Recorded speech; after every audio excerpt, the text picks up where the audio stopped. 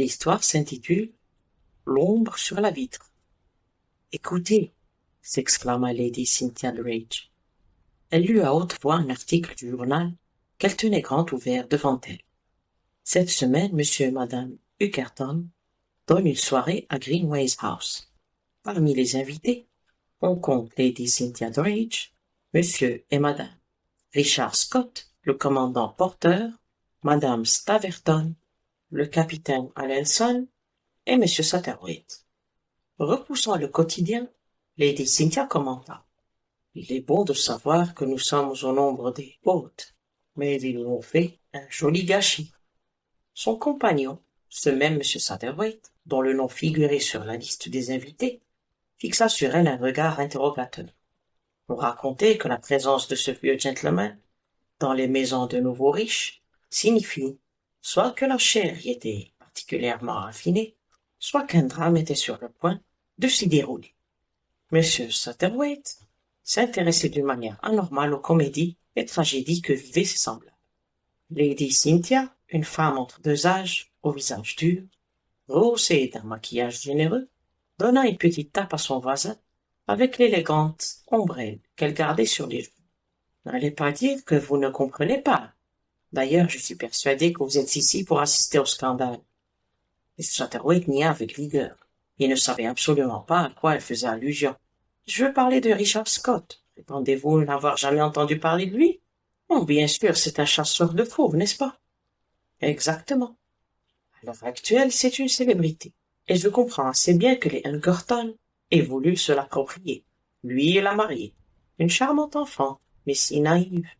Elle n'a que 20 ans, vous savez, et lui au moins 45. Madame Scott paraît en effet charmante, approuva son voisin.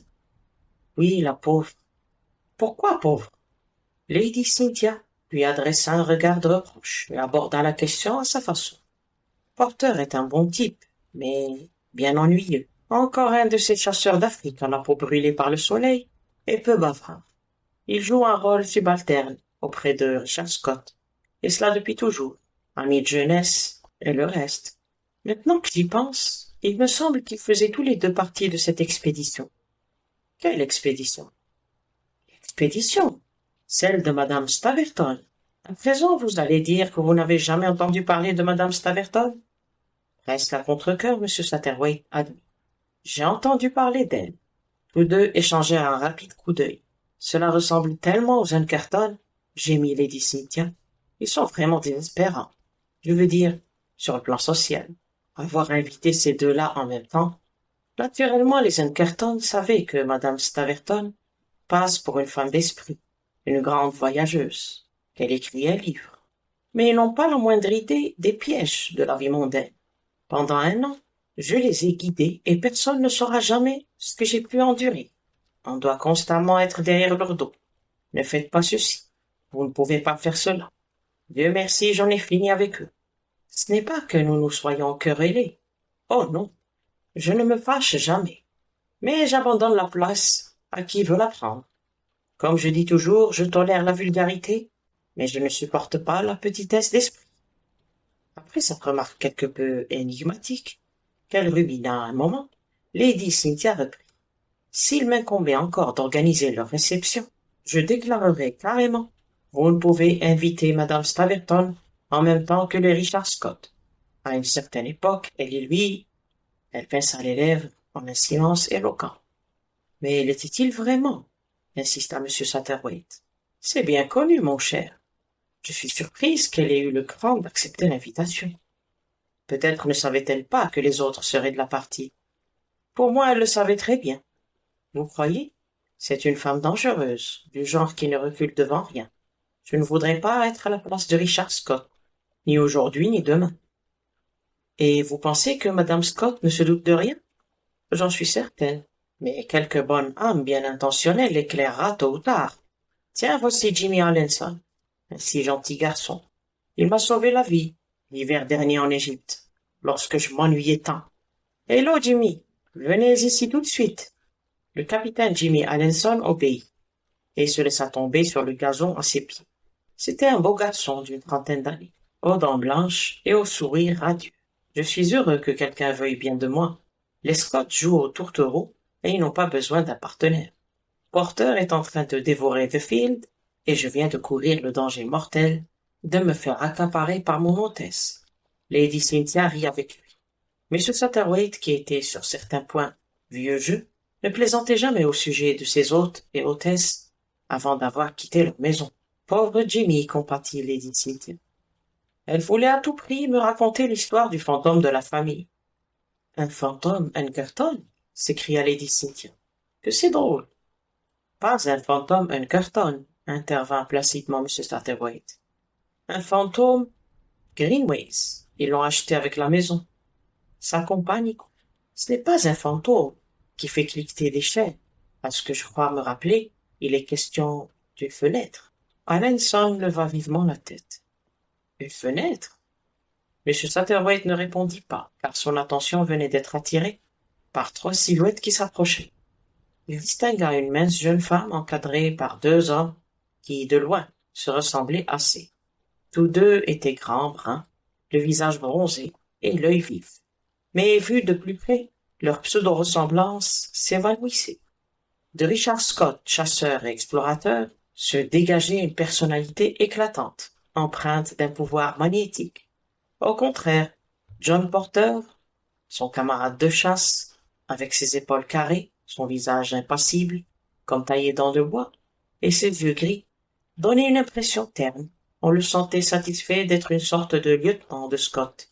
Entre eux, Moira Scott, qui, 3 mois plus tôt, s'appelait encore Miss Moira O'Connell. Une silhouette svelte, de grands yeux bruns tristes et une masse de cheveux dorés qui lui auréolaient le visage. En la voyant si frêle, M. Satterthwaite pensa. Il ne faut pas que cet enfant souffre, ce serait trop injuste. Lady Cynthia accueillit les nouveaux venus d'un mouvement d'ombrelle. Asseyez-vous et n'interrompez pas. M. Satterthwaite nous raconte une histoire de fantôme. Prenons place sur le gazon. Moira Scott déclare. J'adore les histoires de fantômes. Vous voulez parler de celui de Greenways? S'enquit Scott. Oui, vous la connaissez? Avec un hochement de tête affirmatif, Scott répondit. J'avais l'habitude de venir ici autrefois, avant que les Elliot n'aient dû vendre. Le fantôme est appelé le cavalier aux aguets, n'est-ce pas? Le cavalier aux aguets, répéta doucement sa femme. J'aime ce nom. Je vous en prie, continuez. Mais M. Satterthwaite peu disposé à obéir, affirma à la jeune femme que l'histoire était sans intérêt. Avec un rire sardonique, Scott observa. Ce refus courtoisement voilé excite notre curiosité. Devant la protestation générale, M. Satterthwaite dut s'incliner. Je crois que l'histoire originale est centrée sur un cavalier, ancêtre de la famille Elliot. Sa femme avait pour amant une tête ronde qui le tua dans une pièce située à l'étage. Les coupables s'enfuirent, mais alors qu'ils s'éloignaient, ils jetèrent un coup d'œil en arrière et virent le visage du mari qui les suivait des yeux par la fenêtre de la pièce où il avait été tué. C'est là la légende. Et pour ce qui est du fantôme, un carreau de la fenêtre où fut assassiné le cavalier montre une sorte de tache qui, de près, est invisible, mais à une certaine distance donne l'impression qu'un visage d'homme regarde au dehors. De quelle fenêtre s'agit-il? Demanda Madame Scott en se tournant vers la façade. Vous ne pouvez la voir d'ici, car elle est située sur le mur opposé. De plus, elle a été bouchée il y a longtemps. 40 ans pour être plus précis. Pourquoi? J'ai cru comprendre que le fantôme ne se déplaçait pas. C'est exact, j'imagine, ma foi. J'imagine que la superstition, la crainte, rien de sérieux en tout cas. Et très adroitement, il réussit à détourner la conversation. Jim et Alenson se montrant tout disposés à disserter sur les devins égyptiens. Ce sont des charlatans pour la plupart. Ils acceptent assez volontiers de vous donner quelques vagues détails concernant votre passé, mais ils ne se risquent jamais à vous prédire l'avenir. J'aurais cru que c'était le contraire, dit John Porter. Richard Scott déclara à son tour. Dans notre pays, il est illégal de prédire l'avenir, je crois. Un jour, Moira a prié une bohémienne de lui lire les lignes de la main. Mais la femme lui a rendu son shilling, en répliquant que cela lui était impossible. Peut-être y a-t-elle vu quelque chose de si effrayant qu'elle n'osa pas m'en instruire. Ne dramatisez pas, Madame Scott, s'exclama Jimmy Alenson d'un ton léger. Personnellement, je me refuse à croire qu'un destin malheureux puisse planer sur votre tête. Je me demande, ne put s'empêcher de penser M. Satterwhite, je me demande vraiment. Un murmure de voix lui fit lever la tête. Deux femmes arrivaient. L'une petite, forte et très brune, drapée dans une robe d'un vert qui lui séguait mal. L'autre grande et mince, vêtue de blanc ivoire. La première était son hôtesse, Madame Hunkerton, et sa voisine, une femme qu'il connaissait de nom, mais qu'il n'avait jamais vue. Voici Madame Staverson, annonça Madame Hunkerton. Vous vous connaissez tous, je crois. Ces chants ont le don de ne jamais manquer une remarque dénuée de tact, murmura Lady Cynthia à l'oreille de M. Satterwhite. Le vieux monsieur, cependant, n'écoutait pas. Il observait la nouvelle venue très à l'aise. Il l'écouta dire « Hello, Richard. Il y a une éternité que nous nous sommes vus. Désolé de n'avoir pu assister à votre mariage. Est-ce là votre femme? Ma chère, vous devez être très fatiguée de toujours tomber sur les vieux amis de votre mari. » Il approuva la réponse de Moira, pleine d'à-propos et de réserve. Surprit un rapide coup d'œil appréciateur de la femme plus âgée et sa découverte d'un autre vieil ami. « Hello, John !»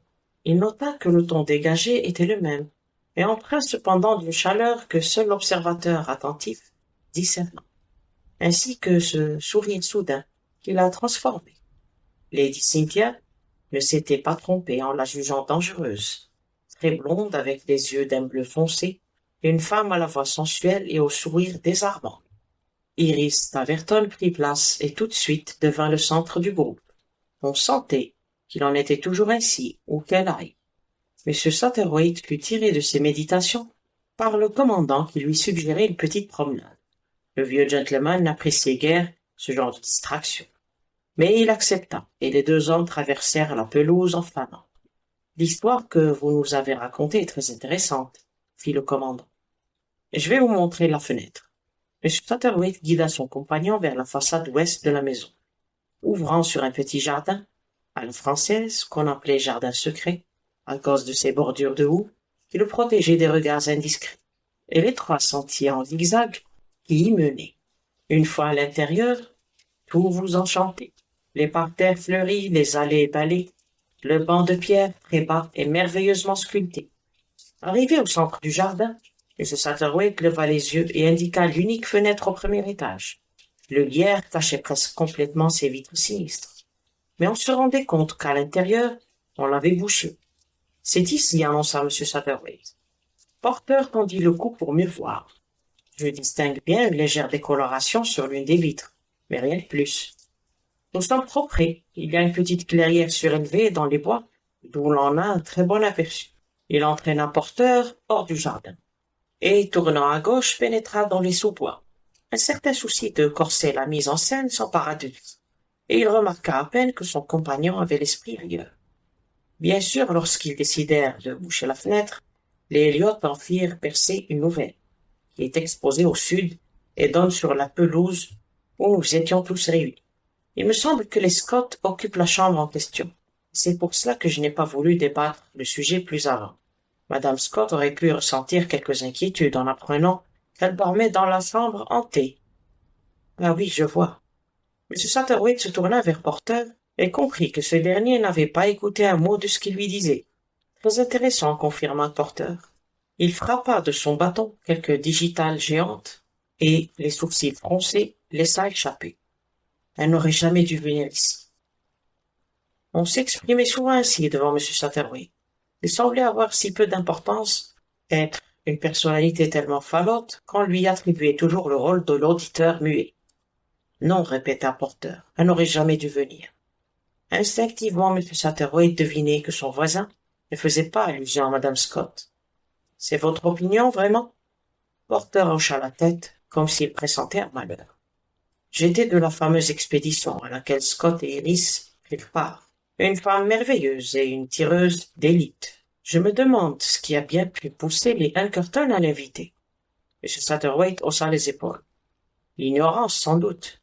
Il va y avoir de la casse. Nous devons rester près d'eux et faire tout ce qui sera en notre pouvoir pour éviter un drame. Mais voyons, Madame Staverton, je veux parler de Scott. Vous comprenez? Il faut ménager Madame Scott. M. Satterwhite n'avait pas cessé de penser à cela, mais il jugea inutile d'en informer son compagnon, qui jusqu'à cette minute paraissait avoir oublié l'existence de la jeune femme. Comment Scott a-t-il rencontré son épouse? Au Caire, l'hiver dernier. L'affaire fut vite bâclée. Ils se fiancèrent au bout de 3 semaines et se marièrent. Elle paraît vraiment charmante. Elle l'est sans aucun doute et il l'adore. Mais cela ne changera rien. Et à nouveau le commandant répéta, usant du pronom, qui pour lui ne pouvait désigner qu'une seule personne. Bon sang, elle n'aurait pas dû venir. Ils débouchèrent sur un tertre herbeux qui surplombait la maison. Plein de l'importance de son rôle, M. Satterwhite tendit le bras. Regardez. Le jour baissait depuis un moment et on distinguait encore la fenêtre. Et pressé contre l'une des vitres apparaissait le visage d'un homme surmonté du casque à plumes des cavaliers. Curieux, remarqua Porter. Vraiment très curieux. Qu'arrivera-t-il le jour où la vitre se cassera? M. Satterwhite sourit. C'est là un des côtés les plus intéressants de l'histoire. À ma connaissance, cette vitre a été remplacée 11 fois, sinon plus. La dernière fois, il y a 12 ans, lorsque le propriétaire d'alors voulut à tout jamais détruire le mythe. Mais toujours la tâche réapparaît. Pas d'un coup, mais graduellement. En général, elle a retrouvé son importance au bout de 1 ou 2 mois. Pour la première fois, Porter manifesta un grand intérêt. Il bougonna. Ces choses sont pour le moins bizarres. Impossible de retrouver une explication. Savez-vous quelle est la véritable raison qui poussa les propriétaires à boucher cette fenêtre de l'intérieur? Ma foi, des rumeurs circulèrent affirmant que la pièce avait une influence maléfique. Les Evesham l'occupaient juste avant leur divorce. Puis ce fut le tour de Stanley et de sa femme, quelque temps plus tard. Stanley partit avec une danseuse. Porter haussa les sourcils. Ce ne serait donc pas la vie de ses occupants qui serait en danger, mais leur sens moral. Mais ce Satterwhite ne put s'empêcher de se demander si la même chose arriverait aux Scott. Ils revinrent sur leurs pas, et alors qu'ils avançaient en silence sur le gazon tendre, absorbés dans leurs pensées, ils devinrent indiscrets sans le vouloir. Ils contournaient la haie d'où, lorsque la voix hautaine d'Iris Staverton se fit entendre de l'autre côté de la muraille de verdure. Vous le regretterez. Je vous jure que vous le regretterez. En réponse, la voix sourde et incertaine de Richard Scott se perdit dans un murmure. Et Iris parla à nouveau, prononçant des mots dont on devait se souvenir plus tard. La jalousie engendre le mal. Elle est dangereuse. Elle peut pousser quelqu'un à commettre un crime odieux. Prenez garde, Richard, pour l'amour de Dieu. Prenez garde. Là-dessus, elle déboucha du sentier, en zigzag, à quelques mètres des 2 hommes, dont elle ne remarqua pas la présence, et gagna la maison à grands pas, comme s'il était poursuivi. Les paroles de Lady Cynthia revinrent à l'esprit de M. Satterwhite. Une femme dangereuse. Et pour la première fois, il eut le pressentiment qu'une tragédie allait bientôt éclater à Greenways House. Pourtant, alors que la soirée avançait, il eut honte de ses craintes. Tout semblait normal. Madame Staverson, très détendue, ne trahissait aucun signe de nervosité. Moira Scott paraissait, comme d'habitude, charmante et naturelle. Les 2 femmes échangèrent même des propos aimables. De son côté, Richard Scott affichait une gaieté débordante. La seule personne qui ne prenait pas part à la bonne humeur ambiante était la grosse Madame Engerton, qui vint se confier à M. Satterwhite. Vous penserez peut-être que je suis ridicule, mais j'ai peur. Je dois vous avouer que j'ai envoyé chercher le vitrier, à l'insu de Ned. Le vitrier? Afin qu'il pose une nouvelle vitre à la fameuse fenêtre. Ned a beau en être fier et prétendre qu'elle donne un cachet à la maison, moi je n'aime pas cela. Je préfère de beaucoup une bonne vitre comme les autres, sans histoire déplaisante. Vous oubliez, contesta M. Satterwhite, ou peut-être ne savez-vous pas que la tache réapparaît toujours. Si c'est vrai, c'est contre nature. M. Satterwhite haussa les sourcils, mais ne répondit pas. Et quand bien même cela serait, reprit Madame Engerton, sur un ton de bravade. Nous ne sommes pas si pauvres, Ned et moi. Nous pouvons nous permettre une nouvelle vitre chaque mois, ou chaque semaine s'il le faut.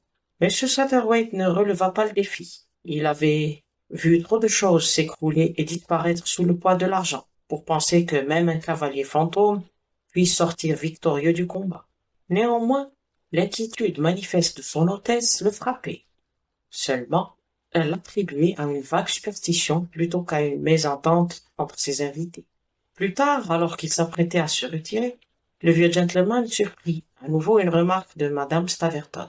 Cette fois, elle annonçait d'un ton irrité à John Porter. Personne ne m'avait prévenu que les Scott seraient ici, sinon je ne serais pas venu. Mais au point où nous en sommes, je puis vous assurer, mon cher John, que je n'ai pas l'intention de me retirer sur la pointe des pieds. M. Satterwhite passa son chemin. Intérieurement, il s'interrogea. Est-il possible qu'elle n'en ait rien su? Que va-t-il en résulter à présent? Dans la fraîche clarté du matin, M. Satterwhite se dit qu'il s'était laissé aller un peu trop au mélodrame. La veille au soir, il avait eu un moment d'appréhension, à peu près inévitable étant donné les circonstances. Mais à présent, les choses reprenaient leur aspect normal. Ses craintes touchant une catastrophe sur le point d'éclater tenaient à l'état de ses nerfs, ou peut-être de son foie. Oui, cela venait probablement de son foie. Il calcula qu'il lui fallait attendre encore 2 semaines avant d'aller faire sa cure à Carlsbad. Ce soir-là, juste comme la nuit tombait, il proposa au commandant Porter de se rendre jusqu'à la clairière pour voir si madame Hunkerton avait tenu parole et fait poser une nouvelle vitre à la fenêtre condamnée. Alors qu'il traversait le bois à pas lents, et que Porter se montrait comme de coutume taciturne, M. Satterwhite remarqua. Je ne puis m'empêcher de penser que nous avons peut-être un peu exagéré hier, en anticipant sur des événements tragiques. Après tout, les gens du monde savent réfréner leurs sentiments. Peut-être, convint Porter, qui ajouta au bout d'un moment, les gens évolués tout au moins, ceux qui ont longtemps vécu en marge de la civilisation, retournent à l'état sauvage, si l'on peut dire. M. Satterwhite gravit le promontoire avec peine, et se tourna vers la fenêtre. Le visage s'y trouvait encore, plus réel que jamais. Je crois que notre hôtesse s'est repentie.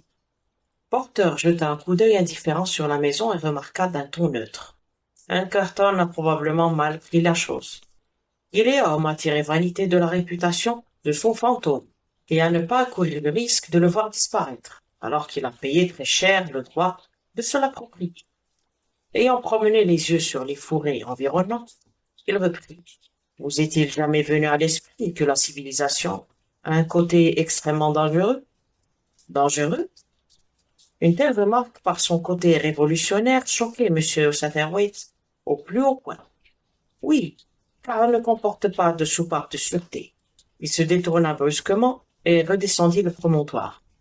J'ai peur de ne pas très bien vous comprendre, protesta M. Satterwhite, trottinant pour rester à la hauteur de son compagnon. Les gens raisonnables. Porter eut un rire bref et contempla le petit gentleman. Vous croyez que je profère des bêtises, M. Satterwhite? De même que certaines personnes ont le pouvoir de déceler l'approche d'un orage, d'autres prévoient d'avance le malheur. Un drame va bientôt avoir lieu ici, je le sens. Il peut éclater à tout instant.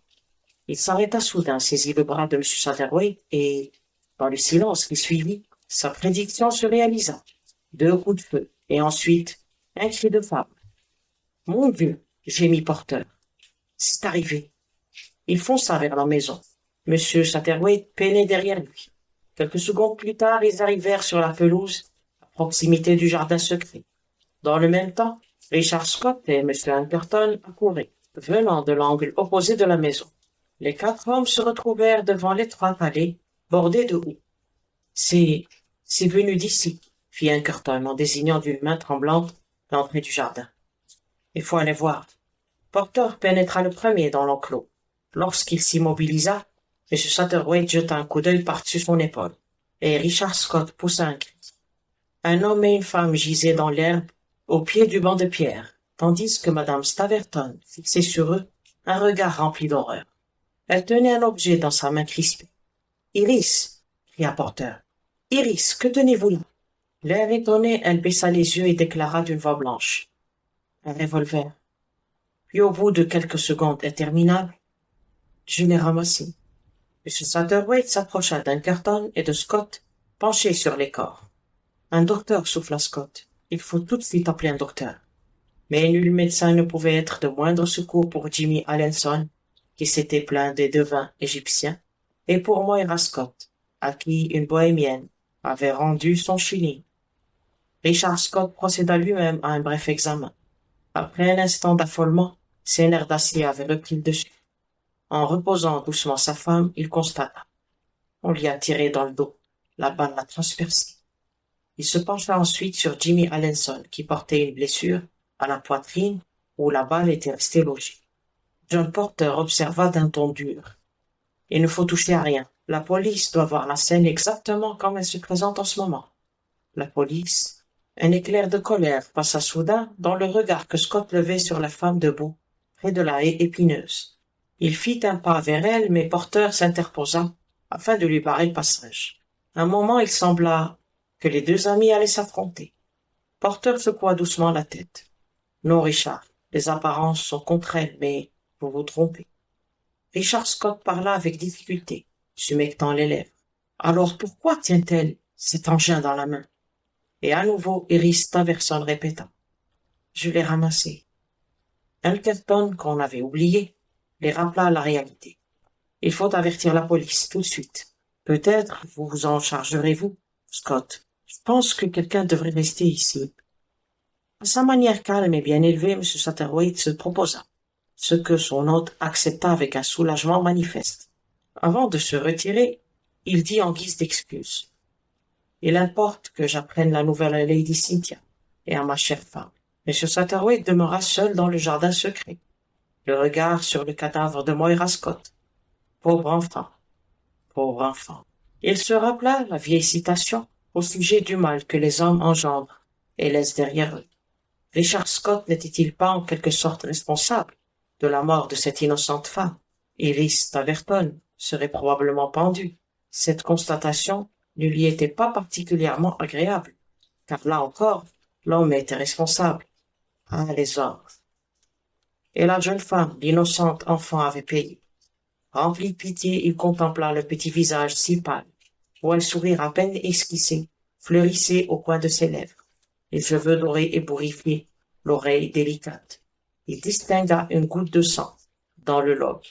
Avec le sentiment de jouer plus ou moins au détective, il en déduisit qu'il devait s'agir d'une boucle d'oreille arrachée au cours de la chute du corps. Il tendit le cou. Oui, il ne s'était pas trompé, une perle pendait à l'autre oreille. Pauvre enfant, pauvre enfant. Ils étaient tous réunis dans la bibliothèque. L'inspecteur Wingfield, un homme énergique n'ayant pas dépassé la quarantaine, achevait de recueillir les témoignages. Il avait déjà interrogé la plupart des personnes présentes et se faisait une idée assez claire de l'affaire. Pour le moment, il écoutait les déclarations du commandant Porter et de Satterthwaite. M. Elkerton, tassé sur une chaise, fixait le mur, l'œil dans le vague. Donc, messieurs, résuma Wingfield, vous étiez allés, vous promener, vous reveniez vers la maison par un sentier qui contourne ce que vous appelez le jardin secret, c'est exact? Parfaitement, inspecteur. Vous avez alors entendu 2 coups de feu, puis un cri de femme. Oui. Vous avez donc couru vers le jardin, qui ne comporte qu'une seule issue. Si quelqu'un en était sorti et avait tourné à droite, il aurait été vu de M. Elkerton et de M. Scott. S'il avait tourné à gauche, vous n'auriez pas manqué de votre côté de le rencontrer. D'accord? D'accord, inspecteur, répondit Porter très pâle. Tout me paraît clair. M. Elkerton, sa femme et Lady Drage se tenaient sur la pelouse. M. Scott dans la salle de billard qui s'ouvre sur la même pelouse. À 6h10, Madame Staverton sortit de la maison, échangea quelques mots avec les personnes présentes et contourna la maison dans l'intention de se rendre dans le jardin secret. 2 minutes plus tard, les coups de feu éclatèrent. M. Scott arriva en courant de la maison et avec M. Elkerton se précipita vers l'endroit d'où étaient venues les détonations. Dans le même temps, vous et M. Satterthwaite arriviez d'une direction opposée. Vous avez trouvé Madame Staverton dans le jardin secret, un revolver à la main. Nous avons constaté plus tard que 2 balles manquaient dans le chargeur. Madame Staverton aurait d'abord tiré sur la dame qui, vu la position de la blessure, devait être assise sur le banc, lui tournant le dos. Le capitaine Adelson a dû se dresser pour se jeter sur elle. Elle l'a atteint en pleine poitrine. Je crois comprendre qu'il y a eu un attachement passé entre l'accusé et M. Richard Scott. C'est un sacré mensonge, lança Porter. L'inspecteur ne fit pas mot et se contenta de hocher la tête. Qu'a-t-elle à dire pour sa défense? Demanda M. Satterthwaite. Qu'elle se rendait dans le jardin secret pour être tranquille un moment et que juste avant d'atteindre le dernier tournant du sentier qui y conduit, elle entendit les coups de feu. Elle arriva sur le lieu du drame, vit le revolver et le ramassa. À part les victimes, elle n'a aperçu personne. L'inspecteur garda un silence éloquent avant de conclure. C'est ce qu'elle affirme, et bien que je l'ai mise en garde, elle persiste à maintenir sa déposition. Porter dit gravement. Si elle la maintient, c'est qu'elle dit la vérité. Croyez-moi, je connais Iris Staverton. Nous aurons tout le temps de revenir là-dessus. En attendant, je dois faire mon devoir. Porter apostropha de Satterwhite. Et vous, ne pouvez-vous pas nous aider, tenter quelque chose? M. Satterwhite ne put s'empêcher de se sentir flatté de ce qu'un homme tel que le commandant fit appel à lui, le plus insignifiant de tous. Il allait exprimer son regret lorsque Thompson, le majordome, entra avec un plateau d'argent qu'il présenta à son maître et sur lequel il y avait une carte de visite. M. Ankerton, toujours sur sa chaise, paraissait complètement ailleurs. « J'ai informé ce gentleman que vous ne pourriez probablement pas le recevoir, » expliqua Thompson. « Mais il insiste. Il a rendez-vous et ce qui l'amène ne souffre aucun délai. » Comme à regret, Ankerton lut la carte. « Monsieur Harley Quinn. Je me souviens en effet qu'il désirait me voir au sujet d'un tableau, mais, vu les circonstances... » M. Satterwhite s'avança vivement. « Monsieur Harley Quinn, c'est extraordinaire. Commandant, je crois que je vais pouvoir vous aider. Ce monsieur Quinn est un de mes amis, je dirais plutôt de mes connaissances. C'est un homme des plus remarquables. Une de ces personnes qui résolvent les énigmes sans doute, ironisa l'inspecteur. Non, pas du tout. Mais il est doué du pouvoir presque surnaturel de vous éclairer sur ce que vous avez vous-même vu et entendu. Quoi qu'il en soit, exposons-lui l'affaire et voyons ce qu'il en dira. M. Ankerton jeta un coup d'œil à l'inspecteur, mais ce dernier se contenta de renifler en contemplant le plafond. Sur un signe de son maître, Thompson sortit et revint bientôt accompagné d'un homme grand et mince. « Monsieur Ankerton ?» Le nouveau venu échangea une poignée de main avec le maître de maison. « Je suis désolé de vous importuner en un pareil moment. Nous remettrons notre petite conversation concernant le tableau à plus tard. Ah, mon ami Monsieur Satterwhite, toujours aussi épris de tragédie. » Un léger sourire effleura les lèvres du visiteur alors qu'il prononçait ces derniers mots. « Monsieur Quinn, » répondit gravement M. Satterwhite, « nous sommes justement plongés dans un drame.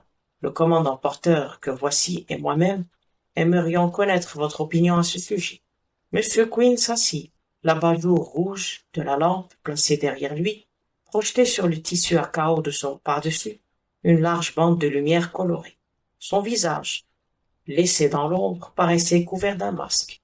En peu de mots, M. Satterwhite lui retraça les principaux points de l'affaire et se tut, hors d'haleine, prêt à recueillir les paroles décisives de l'oracle. Mais M. Quinn se contenta de hocher la tête en remarquant simplement. Une triste histoire. L'absence de mobile m'intrigue beaucoup. Ankerton le regarda fixement. Quelqu'un a entendu Madame Staverton menacer Richard Scott. Elle était terriblement jalouse de sa femme. La jalousie... Je sais, mais vous avez mal interprété mes paroles.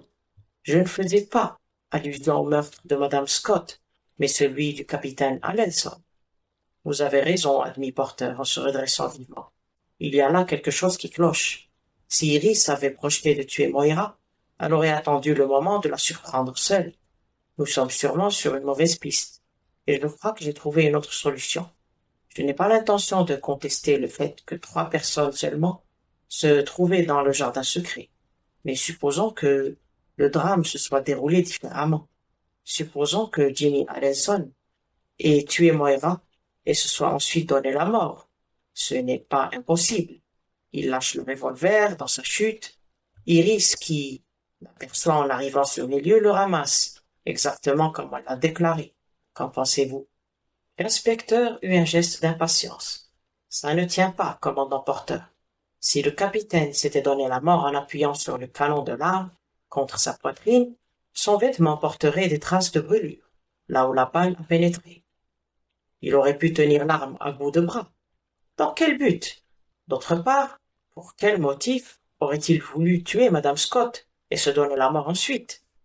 Un moment de folie, suggéra Porter, mais son ton manquait de conviction. Il garda un instant le silence, puis se tournant vers l'étranger. « Alors, monsieur Quinn ?» L'interpellé protesta.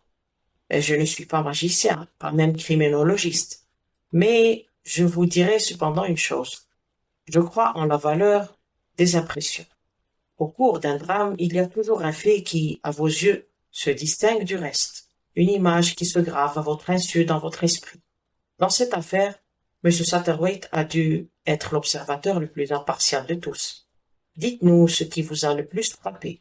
Est-ce le moment où vous avez entendu le coup de feu, ou bien celui où vous avez vu le revolver dans la main de Madame Staverton? Réfléchissez bien. M. Satterthwaite fixa M. Quinn, dans l'attitude de l'écolier qui s'apprête à répéter une leçon, dont il n'est pas sûr. Non, articula-t-il lentement. Il s'agit de toute autre chose. Le moment dont je me souviendrai toujours est celui où je me trouvais seul près des corps. Je contemplais Madame Scott. Je la voyais étendue sur le côté. Ses cheveux étaient ébouriffés. Il y avait une goutte de sang sur le lobe de son oreille. Et tout de suite, alors même qu'il prononçait ces mots, il eut conscience qu'il venait de dire quelque chose de terrible, d'une grande portée. Pinkerton sembla sortir de son apathie pour remarquer. Du sang sur son oreille? Oui, en effet, je m'en souviens maintenant. Sa boucle d'oreille a dû se détacher dans sa chute, expliqua M. Satterthwaite. Mais il se rendit compte que cela était fort improbable. Elle est tombée sur le côté gauche, précisa Porter. Je suppose qu'il s'agissait de cette oreille. Non, de l'oreille droite. L'inspecteur sortit quelque chose de sa poche. J'ai trouvé ce morceau d'anneau doré dans l'herbe. Mais bon sang, cria Porter. Cet anneau n'a pu être arraché ainsi au cours d'une simple chute. Je jurerais plutôt qu'il a été emporté par une balle. Mais le commandant a raison, s'exclama M. Satterthwaite. Voyons, remarqua posément l'inspecteur. Il n'y a eu que 2 coups de feu. Une balle ne peut lui avoir effleuré l'oreille et lui traverser le corps dans le même temps. Et si l'une des balles lui a effleuré l'oreille et l'autre lui a traversé le corps, d'où vient celle qu'a reçue le capitaine? À moins qu'il ne se soit trouvé devant Madame Scott et n'ait été transpercé par la même balle. Oh! Non, même ainsi, à moins que Madame Scott n'ait été dans ses bras à ce moment-là. C'est bien ce que vous voulez dire. M. Quinn eut un vague sourire. Ma foi, pourquoi pas? Tout le monde se regarda. L'idée leur paraissait tellement étrange. Alençon et Madame Scott. M. Pinkerton protesta. Mais ils se connaissaient à peine. En sommes-nous certains? S'enquit pensivement M. Satterthwaite. Ils se connaissaient peut-être mieux que nous pensons. Lady Cynthia m'a raconté qu'elle avait rencontré Jimmy Alençon en Égypte l'hiver dernier. Et vous? Il se tourna vers Porter. Vous m'avez appris que Scott a fait la connaissance de sa femme au Caire, vers la même époque. Il est fort probable, après tout, que les jeunes gens se soient connus là-bas. Pourtant, ici, je ne les ai pas vus souvent ensemble, protesta Pinkerton. Non, ils s'évitaient plutôt. À présent que j'y pense, leur attitude n'était pas très naturelle. Ils fixèrent M. Quinn, un peu surpris des conclusions auxquelles il venait d'aboutir, sans s'en douter. M. Quinn se leva et remarqua. Vous avez vu comment les impressions de M. Satterthwaite nous ont éclairés. Il se tourna vers Pinkerton. À votre tour maintenant. Hein? Je ne comprends pas. Vous étiez très absorbé lorsque je suis arrivé dans cette pièce. J'aimerais savoir exactement ce qui vous obsédait. Peu importe si cela n'a rien à voir avec le drame, ou si vous craignez de passer pour un superstitieux. M. Pinkerton tressaillit légèrement. Racontez-nous. Volontiers, bien que cela n'ait aucun rapport avec l'affaire, et que vous vous moquerez probablement de moi. J'étais en train de souhaiter que ma femme ne persiste pas dans l'idée de remplacer la vitre de la fenêtre hantée. J'ai peur que d'y avoir touché ait attiré la malédiction sur nous. Il ne comprit pas pourquoi les 2 hommes lui faisant face sursautaient soudain. Mais elle ne l'a pas remplacé, finit par dire M. Satterthwaite. Si, le vitrier est venu ce matin de bonne heure. Grand Dieu, s'exclama Porter. Je commence à comprendre. La pièce est, j'imagine, lambrissée et non tapissée. En effet, mais je ne vois pas. Porter était déjà sorti, et les autres se lancèrent à sa suite. Il se rendit directement dans la chambre qu'avaient occupée les Scott, dans une grande pièce aux murs entièrement recouverts de panneaux de bois et agrémentée de 2 fenêtres exposées au sud. Porter s'activa à tâter la boiserie du mur ouest.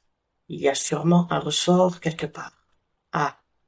On entendit un déclic et une partie de la boiserie s'écarta, découvrant les vitres sinistres de la fenêtre hantée. Un des carreaux était propre et fraîchement posé. Porter se baissa soudain et ramassa quelque chose, qu'il déposa dans sa paume ouverte. Une petite plume d'autruche. Il leva les yeux sur M. Quinn, qui hocha la tête en signe d'assentissement.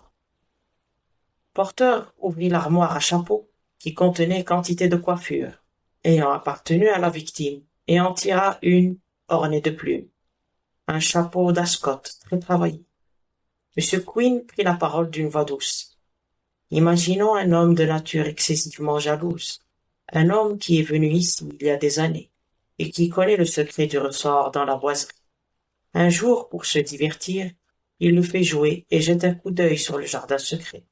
Là, sûr de ne pas être surpris, se trouve sa femme et un autre homme.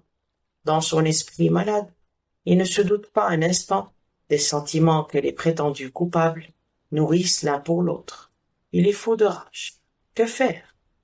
Il lui vint une idée, et, ouvrant l'armoire à chapeau de sa femme, il coiffe celui qui est agrémenté d'un large bord et de plumes. Il fait sombre et, se souvenant de l'histoire du fantôme, il se dit que quiconque viendrait à lever les yeux sur la fenêtre croirait y apercevoir l'ombre du cavalier. Ainsi rassuré, il retourne à son poste, et lorsque les deux amoureux sont dans les bras l'un de l'autre, il tire. Un merveilleux tireur. Alors que ses victimes s'écroulent, il tire à nouveau. Cette balle arrache au passage l'anneau doré de sa femme. Il lance l'arme dans le jardin, s'élance dans les escaliers et sort en passant par la salle de billard. Porter fit un geste vers le compteur. Mais il nous a laissé accuser Iris. Il n'a rien fait pour l'innocenter. Pourquoi? Je crois que je sais pourquoi. Je l'imagine bien que ce ne soit là que conjecture de ma part, que Richard Scott fut, à une certaine époque, épris d'Iris Staverton, tellement épris que le fait de la rencontrer des années plus tard ranima les cendres de la jalousie de son cœur. À mon avis, Iris Staverton a cru, un temps, qu'elle aimait Scott, et ce fut pour s'en assurer qu'elle participa à une expédition en sa compagnie et celle d'un autre homme. Elle revint amoureuse du meilleur des deux. Le meilleur des deux, vous voulez dire?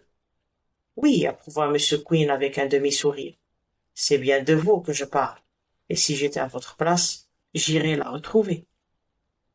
J'y vais. Fin.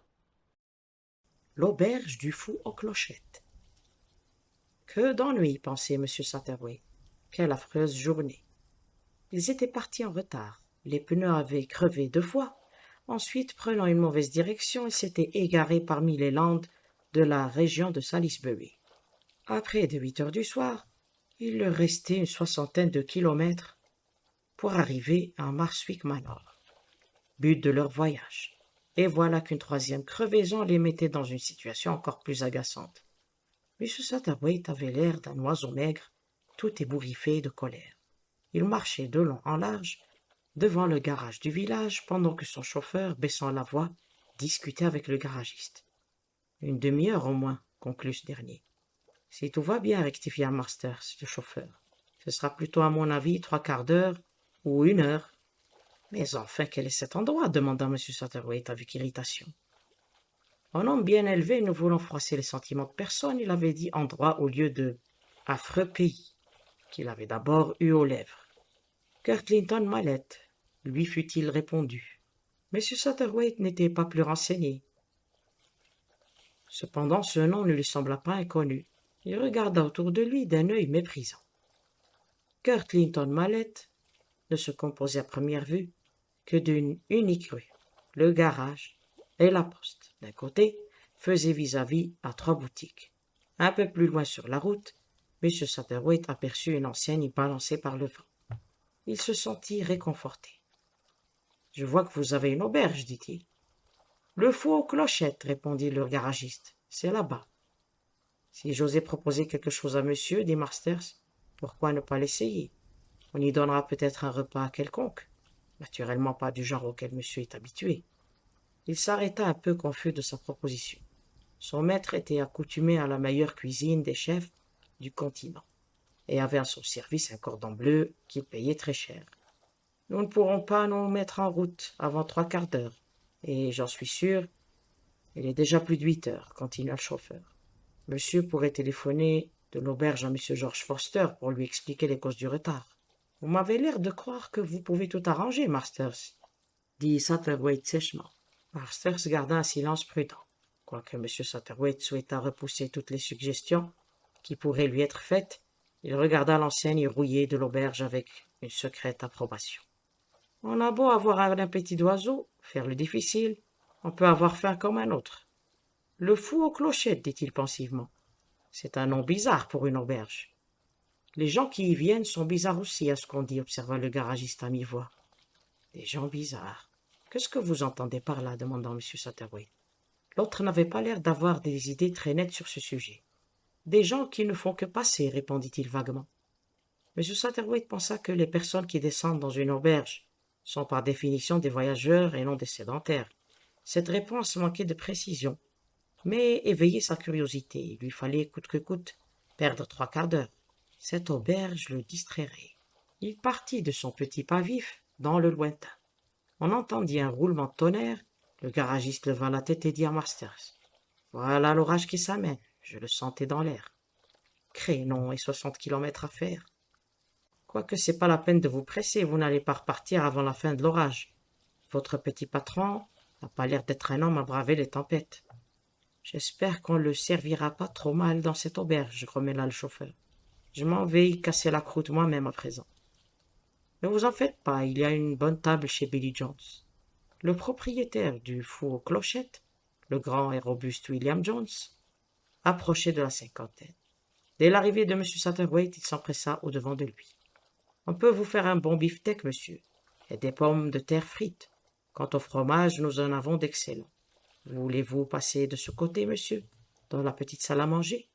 Nous n'avons pas grand monde à présent, et le dernier de ces messieurs, venu pour la pêche, vient de partir. Dans quelques instants, la maison sera pleine pour la chasse, mais nous n'avons qu'un voyageur aujourd'hui, du nom de Queen. M. Satterthwaite l'interrompit. Queen, dit-il avec intérêt. Vous avez dit Queen?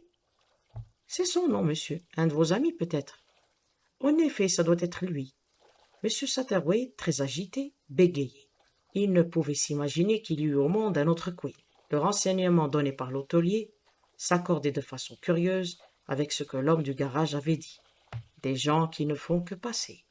On ne pouvait mieux décrire l'homme qu'il connaissait, et le nom de cette auberge allait bien avec le reste.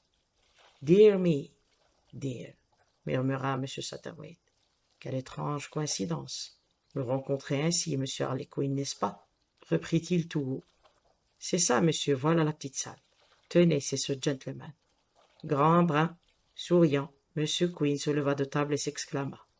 Monsieur Satterthwaite, encore une fois, quelle coïncidence inattendue. M. Satterthwaite lui donna une énergique poignée de main. Vous m'envoyez enchanté, quelle chance d'avoir eu cette panne. Mon auto, vous comprenez. Êtes-vous ici pour longtemps? Je repars demain. M. Satterthwaite s'assit avec un petit soupir de satisfaction et regarda la figure souriante de son ami avec une lueur de curiosité dans les yeux. M. Queen secoua la tête aimablement. Je vous assure, dit-il, que je n'ai pas de colombe ou de lapin blanc dans mon chapeau. Quel dommage, s'écria M. Satterthwaite un peu surpris. Oui, je dois avouer que j'ai toujours cette impression devant vous. Un prestidigitateur, un magicien. C'est comme cela que je vous vois. Et cependant, dit M. Queen, c'est vous qui faites le tour de passe-passe, pas moi. Ah, fit avec feu M. Satterthwaite. Je ne peux pas les réussir sans vous. Il me manque, que dirons-nous, l'inspiration. M. Queen secoua la tête en souriant. C'est un trop grand mot. Je vous mets sur la voie tout simplement. À ce moment, l'hôtelier entra, apportant du pain et une motte de beurre. Comme il posait le tout sur la table, un éclair illumina la pièce et un coup de tonnerre lui succéda. La nuit sera orageuse, messieurs, dit l'hôtelier. Un soir comme celui-ci, commença Satterthwaite, mais il s'arrêta. C'est drôle, reprit Billy Jones. J'allais justement dire la même chose. C'est un soir comme celui-ci que le capitaine Harwell amena sa jeune épouse chez elle, et le lendemain, il disparut pour toujours. Ah, s'écria M. Satterthwaite, vous m'en direz tant. Tout s'expliquait, voilà pourquoi le nom du pays avait éveillé son attention. 3 mois auparavant, il avait lu attentivement tous les détails concernant l'étonnante disparition du capitaine Richard Harwell. Il fut très intrigué par ce mystérieux événement et s'était fait une opinion personnelle sur cette affaire. C'est dans mon hôtel qu'il était descendu pour les chasses l'hiver dernier. Oh, je le connaissais bien. Vraiment un beau jeune homme. Et on ne pouvait supposer qu'il eût le moindre souci en tête. On l'a tué, je n'en démordrai pas. Combien de fois les ai-je vus revenir à cheval Miss Lecartier et lui. Tout le village disait que ça finirait par un mariage. En effet, c'est ce qui arriva. Une très belle jeune femme qu'on estimait beaucoup, bien qu'elle fût étrangère. C'est quelque chose d'inexplicable, jamais on ne saura ce qui est arrivé. Ce mystère lui a sûrement brisé le cœur. Elle a vendu la propriété et est partie pour le continent. Elle ne pouvait plus supporter de vivre ici, où les gens la regardaient et la montraient du doigt. Pourtant ce n'était pas de sa faute, la pauvre dame. Il n'y a rien à dire. C'est une histoire bien mystérieuse. Il hocha la tête, puis se rappelant tout à coup ses devoirs d'hôtelier, il se précipita à la cuisine. Histoire bien mystérieuse, en effet. Était-ce un mauvais présage? Sait-on jamais. Quoi qu'il en soit, constata avec calme M. Quinn, c'est une énigme à résoudre. M. Satterthwaite sursauta. Allez-vous dire que nous pouvons éclaircir ce problème alors que Scotland Yard n'y a pas réussi? Pourquoi pas? 3 mois sont déjà écoulés, c'est un avantage pour nous. C'est vrai, j'oubliais que vous avez une façon très curieuse de voir les choses. Plus il y a de temps passé, plus les faits prennent leur véritable proportion. On voit mieux les rapports qu'ils ont les uns avec les autres. Les 2 hommes restèrent silencieux pendant quelques minutes. Je ne suis pas sûr de me rappeler clairement toute l'affaire, dit M. Satterthwaite d'une voix hésitante. Mais si, vous vous en souvenez très bien, répondit paisiblement M. Quinn. C'était l'invitation qu'attendait M. Satterthwaite. La vie n'était pour lui qu'un spectacle sans cesse renouvelé. C'était seulement en présence de M. Quinn que les rôles se renversaient. Celui-ci devenait un auditeur attentif et M. Satterthwaite entrait en scène comme acteur. Il y a juste 1 an, commença-t-il, qu'Ashley-Grange fut acheté par Miss Eleanor Lecartier. C'est une belle maison ancienne, mais assez délabrée, ayant été habitée plusieurs années. Miss Lecartier était tout à fait la châtelaine qui convenait. Elle était canadienne, ses ancêtres français avaient migré pendant la Révolution. Elle hérita de sa famille des meubles de style et des collections de très grande valeur. Amateur d'antiquité, elle savait acheter avec jugement et avec goût. Aussi, et quand elle se décida après ce drame à vendre la propriété, avec tout ce qu'elle contenait, M. Cyrus G. Bradburn, le multimillionnaire américain, ne fit pas de difficulté pour lui donner d'Ashley-Grange ce qu'elle en demandait, 60 000 livres. Je m'excuse de mentionner ces détails, bien qu'il n'ait pas de rapport direct avec l'affaire qui nous occupe. Mais c'est pour vous donner une idée de l'atmosphère qui entourait la jeune Madame Harwell. M. Quinn fit un signe d'assentissement. L'atmosphère a beaucoup d'importance, dit-il avec gravité. Nous pouvons donc nous représenter la jeune femme, continua son interlocuteur. Une beauté brune, accomplie, 23 ans et riche, il ne faut pas l'oublier. Elle était orpheline. Une Madame Sinclair, d'une éducation irréprochable et de très bonne famille, lui servait de dame de compagnie et de chaperon. Mais Éléanore dirigeait sa fortune et en avait le contrôle absolu. Les coureurs de dot ne manquaient pas. Une douzaine de gens papillonnaient autour d'elle, dans les soirées, à la chasse, partout où elle allait. Pour tous, elle restait insensible et refusait toute demande en mariage. Cette indifférence dura jusqu'à l'arrivée de Richard Harwell. Celui-ci s'installa à l'auberge pour la durée des chasses. C'était un cavalier impétueux et très beau garçon, rieur, audacieux. Vous vous rappelez le vieil adage, M. Quinn? Heureuses sont les amours rapides. Après quelques semaines, Richard Harwell et Eleanor Lecartier étaient fiancés. Le mariage eut lieu 3 mois plus tard. Le couple alla passer la lune de miel sur le continent et après 2 semaines d'absence seulement, revint à Ashley-Grange. L'hôtelier vient de nous dire que ce fut par une nuit orageuse comme celle-ci qu'ils rentrèrent chez eux. Était-ce un mauvais présage, sait-on jamais? Quoi qu'il en soit, le lendemain matin très tôt vers 7h30, le capitaine fut aperçu dans le parc par l'un des jardiniers, John Mathias. Harwell s'y flottait, tête nue, l'air heureux et insouciant. Pourtant, à partir de ce moment-là, personne, à ma connaissance, n'a revu Richard Harwell. M. Satterthwaite s'arrêta pour mettre en valeur cet instant dramatique de son histoire. Le regard attentif de M. Quinn lui donna l'encouragement qu'il souhaitait. Il continua. La disparition était étonnante, inexplicable. Ce ne fut que le lendemain que la jeune femme, affolée, fit prévenir la police. Comme vous le savez, Scotland Yard n'a pas encore éclairci ce mystère. On a dû émettre plusieurs théories, je suppose, demanda M. Quinn. Bien entendu. D'après la première, le capitaine aurait été assassiné. Mais dans ce cas, où serait le corps et pour quel motif? Il n'avait pas un ennemi. Cependant, M. Satterthwaite dit ces derniers mots d'un ton incertain. M. Quinn se pencha sur lui. Vous pensez au jeune Stephen Grant? En effet, Stephen Grant, si mes souvenirs sont exacts, était le palefrenier de Richard Harwell. Il avait été renvoyé par son maître pour quelques peccadilles. Le lendemain de la disparition du capitaine, de très bonne heure, Stephen avait été vu dans le voisinage d'Ashley Grange et n'avait pu donner de sa présence dans les parages une explication satisfaisante. Il fut arrêté et gardé à vue. Cependant, aucune preuve ne put être retenue contre lui. On dut le relâcher. Évidemment, il pouvait en vouloir au capitaine de l'avoir renvoyé, mais ce motif était vraiment trop insignifiant pour entraîner un crime. Je suppose que la police voulait avoir l'air de faire quelque chose. Je vous le répète, personne n'avait de rancune contre Richard Harwell. Oui, autant qu'on peut le savoir, dit M. Quinn dubitativement. Vous avez raison. Que savait-on après tout du capitaine Harwell? Qui était-il? D'où venait-il? Il tombait littéralement du ciel. C'était un superbe cavalier paraissant avoir une certaine fortune, mais personne à Kirklinton, Mallette, n'a cherché à se renseigner. Miss Lecartier n'avait ni parents ni tuteurs qui eussent pu s'enquérir de la situation sociale et du passé de son fiancé. Elle était totalement indépendante. L'opinion de la police fut très nette. Une riche héritière et un audacieux imposteur. Jugement trop simple, évidemment.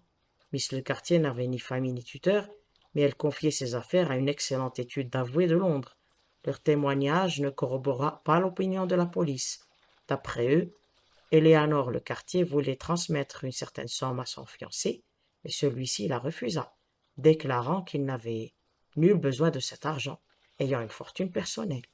Il fut prouvé par la suite qu'il n'avait pas touché à un sou de celle de sa femme. Il ne s'agissait donc pas d'un escroc ordinaire. Quel était donc son but? Voulait-il faire chanter Éléanore si elle décidait de se séparer de lui? Je vous avoue qu'une idée de ce genre me semblait la seule solution possible jusqu'à ce soir. M. Quinn l'interrogea. Ce soir? Ce soir, je trouve pas cela satisfaisant. Comment a-t-il pu disparaître d'une façon si soudaine et aussi radicale à une heure où les cultivateurs se rendent à leur travail et circulent dans les champs? Et il était nu-tête. Ce dernier point ne laisse aucun doute puisque le jardinier l'a vu. Oui, le jardinier John Mathias, y aurait-il autre chose, je me le demande. La police n'a pas dû négliger de l'interroger. On l'a pressé de questions. Il n'a jamais varié dans ses dépositions. Sa femme les a confirmées. Il a quitté son cottage pour s'occuper des serres. Il est revenu à 8h moins 20 dans la maison. Les domestiques ont entendu la porte claquer à 7h15. Ce qui indique le moment où Harwell est sorti. Ah, je vous vois venir, je sais à quoi vous pensez. Peut-être, dit M. Quinn. Voyons, Mathias aurait eu le temps de tuer son maître. Mais pourquoi, mon ami, pourquoi? Et qu'aurait-il fait du corps? À ce moment, l'hôtelier revint, portant un plateau. Je regrette de vous avoir fait attendre si longtemps, messieurs. Il posa sur la table un beefsteak énorme et un plat débordant de pommes de terre croustillantes. Les narines de M. Satterthwaite se dilatèrent. Il voulut être aimable. Tout cela a l'air excellent. Nous parlions justement de la disparition de Richard Harwell. Qui est devenu Mathias le jardinier? Il est parti avec sa femme. Ils se sont placés ailleurs, en Essex, je crois. Mathias ne tenait pas à rester ici. Certaines personnes le regardaient de travers, vous comprenez. Moi, je n'ai jamais cru qu'il avait été mêlé à ça. M. Satterthwaite attaqua le plat. M. Quinn l'imita. Billy Jones semblait tout disposé à bavarder. M. Satterthwaite n'y voyait pas d'objection. Cela pouvait être utile. Ce Mathias, demanda-t-il, quel genre d'homme était-il? Un type d'un certain âge. Il a dû être un rude gaillard autrefois, mais il est tout courbé et boiteux à force des rhumatismes. Il a eu plusieurs fois de crises terribles. obligé de se coucher, incapable de travailler. Je crois bien que c'était par pure bonté, de la part de Miss Eleanor de l'employer. Il ne pouvait plus être d'aucune utilité, mais sa femme rendait service dans la maison. C'est une ancienne cuisinière et elle était toujours prête à donner un coup de main. Comment était-elle demanda Satterthwaite vivement. La réponse de l'hôtelier le désappointa. Quelconque, plus jeune et d'humeur morose, sourde avec ça. Je n'ai jamais su grand-chose sur eux. Ils n'étaient ici que depuis un mois quand c'est arrivé. On dit que Mathias a été un excellent jardinier dans le temps. Il a montré à Miss Eleanor des certificats de tout premier ordre. Est-ce qu'elle s'intéressait au jardinage demanda M. Quinn. Non, monsieur, elle n'était pas comme quelques-unes de ces dames par ici, qui payent cher leurs jardiniers, et malgré ça, sont tout le temps à genoux à farfouiller la terre. J'appelle ça de la bêtise. Miss Le Quartier ne séjournait pas beaucoup à Ashley Grange. Vous comprenez? Excepté pour la saison des chasses. Le reste du temps, elle allait à Londres ou sur des plages étrangères, où il y en a tant dans le monde. M. Satterthwaite sourit. Il n'y a pas eu d'histoire de femme avec le capitaine Harwell demanda-t-il. M. William Jones secoua la tête. Rien du tout, non, c'est bien mystérieux, il n'y a rien à dire. Et vous, quelle est votre opinion personnelle insista M. Satterthwaite. Je ne sais que penser, je crois, dur comme fer, qu'on l'a tué, mais qui? Je n'en sais rien. Je vais chercher le fromage. Il sortit en portant les plats vides. L'orage qui s'était calmé avait repris avec une vigueur nouvelle. Un éclair fut suivi d'un coup de tonnerre si violent que M. Satterthwaite bondit sur sa chaise. Le grondement n'était pas encore apaisé qu'une serveuse apporta le fromage annoncé. Une belle jeune fille, grande et brune, mais son expression était triste et lasse. Elle ressemblait trop à l'hôtelier pour qu'on pût douter qu'elle ne fût sa fille. « Bonsoir, Mary, » dit M. Quinn. « Quel orage! Je déteste cela, » murmura-t-elle. « Le tonnerre vous fait peur ?» demanda M. Satterthwaite. « Avoir peur du tonnerre, moi? Je n'ai pas peur de grand-chose, non, mais l'orage les fait radoter. Père comme cet orage qui fait penser au soir, ou le pauvre capitaine Harwell, et ainsi de suite. » Elle se tourna vers M. Quinn. « Vous l'avez entendu, n'est-ce pas? À quoi bon? Ne peut-on laisser le passé tranquille? Une chose n'est passée que lorsqu'elle est terminée. N'est-elle pas terminée, cette affaire? Et s'il avait voulu disparaître? Ça leur arrive à ces beaux messieurs de faire des fugues. Vous pensez qu'il est parti volontairement? Pourquoi pas? Ce serait plus logique que d'imaginer qu'un brave garçon comme Stephen Grant ait pu le tuer. Et pourquoi? Je voudrais bien le savoir. Stephen avait bu un coup de trop. Il a répondu d'une façon impertinente et a été renvoyé. Et après, il a trouvé facilement une aussi bonne place. Est-ce une raison pour assassiner un homme? M. Satterthwaite intervint. Mais la police n'a pas douté de son innocence. La police, c'est sans importance, mais quand Stephen vient au café le soir, tout le monde le regarde d'un air bizarre. On ne croit pas vraiment qu'il ait tué Harwell, mais on n'en est pas sûr. Alors les gens s'écartent. Est-ce une vie agréable pour un homme de voir les autres le fuir comme la peste? Pourquoi mon père ne veut-il plus entendre parler de notre mariage? Non, ma fille, ça ne convient pas. Je n'ai rien contre Stephen, mais savons-nous, après tout? Elle s'interrompit, sa poitrine se soulevait d'émotion. C'est cruel, injuste. Stephen qui ne ferait pas de mal à une mouche, et pendant toute sa vie on le soupçonnera. Il en devient amer, changé. C'est bien naturel, n'est-ce pas? Mais plus il devient triste, plus on pense qu'il doit y avoir quelque chose de louche. Elle s'arrêta encore sans quitter M. Quinn des yeux, comme si c'était lui qui provoquait ce flot de paroles.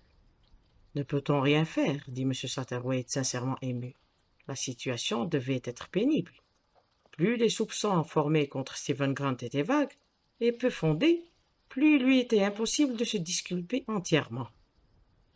La jeune fille se tourna vers lui. « Il n'y a que la vérité qui puisse l'aider, » cria-t-elle. « Si l'on retrouvait le capitaine Harwell, s'il revenait, ou si l'on savait comment les choses se sont passées. » Sa voix se brisa dans un sanglot et elle sortit rapidement de la pièce.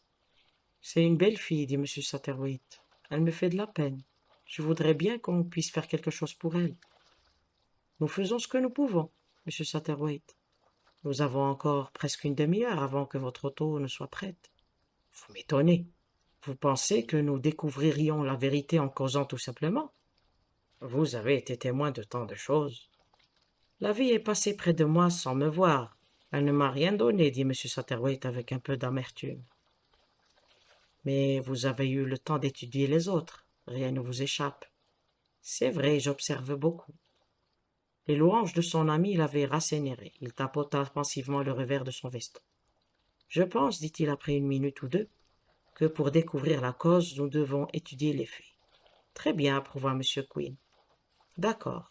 Dans ce cas, c'est d'abord le changement de vie de Miss Le Quartier, je veux dire Madame Harwell. Elle est mariée sans lettres, mais elle n'est plus libre. Regardons bien.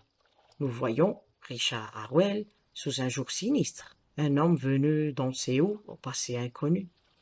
Cela saute aux yeux, je suis de votre avis. Harwell devient un personnage douteux.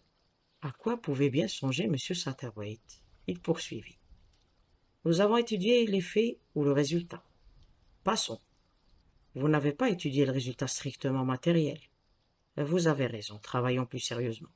Disons que par la suite de ce drame, Madame Harwell reste seule, dans l'incertitude, ne peut se remarier, que M. Cyrus Bradburn a pu acheter Ashley Grange pour 60 000 livres, et qu'un inconnu en Essex a pu prendre Mathias comme jardinier. Nous ne soupçonnons cependant pas M. Bradburn ou cet inconnu d'avoir combiné la disparition du capitaine Harwell. Vous devenez sarcastique. Mais vous pensez comme moi. Tout à fait, l'idée est absurde. Continuons. Imaginons que nous sommes revenus au jour même de la disparition. Non, imaginons au contraire que le capitaine a disparu il y a 100 ans. C'est-à-dire que nous sommes en l'an de grâce 2025 et que nous regardons en arrière. Vous êtes un homme étrange. Vous ne croyez que dans le passé. Pourquoi? Il n'y a pas assez d'atmosphère dans le présent. C'est peut-être vrai, le présent n'a pas de perspective, il est borné. C'est le mot juste. M. Satterwhite fit un petit salut. Vous me flattez, mon ami. Alors, dit M. Quinn, résumez la situation, voulez-vous, avec la netteté qui vous est habituelle, et le recul d'un siècle. M. Satterwhite prit son temps avant de commencer, voulant faire honneur à sa réputation. Il y a un siècle, 1924 fut l'année des mots croisés et de l'affaire du chat cambrioleur, n'est-ce pas? Bien. Ne parlez-vous que de l'Angleterre ou des autres pays également? Le chat cambrioleur fit sensation sur le continent. Vous vous souvenez de cette série de vols extraordinaires commis en France? Un homme seul n'aurait pu les réussir. Des tours de force qui tenaient du prodige furent accomplis pour pénétrer dans certains châteaux. On a soupçonné une troupe d'acrobates, les Clondini. Je les ai vus une fois pendant une représentation. Ils étaient admirables. Il y avait la mère, le fils et une fille. Ils ont quitté les planches brusquement, mais nous nous éloignons du sujet. Pas tant que cela. Il n'y a que la Manche à traverser. Revenons à Harwell. Pourquoi a-t-il disparu? S'écria M. Satterwhite. On n'y comprend rien. C'est comme un tour de passe-passe. Ah, voilà qui nous donne l'atmosphère.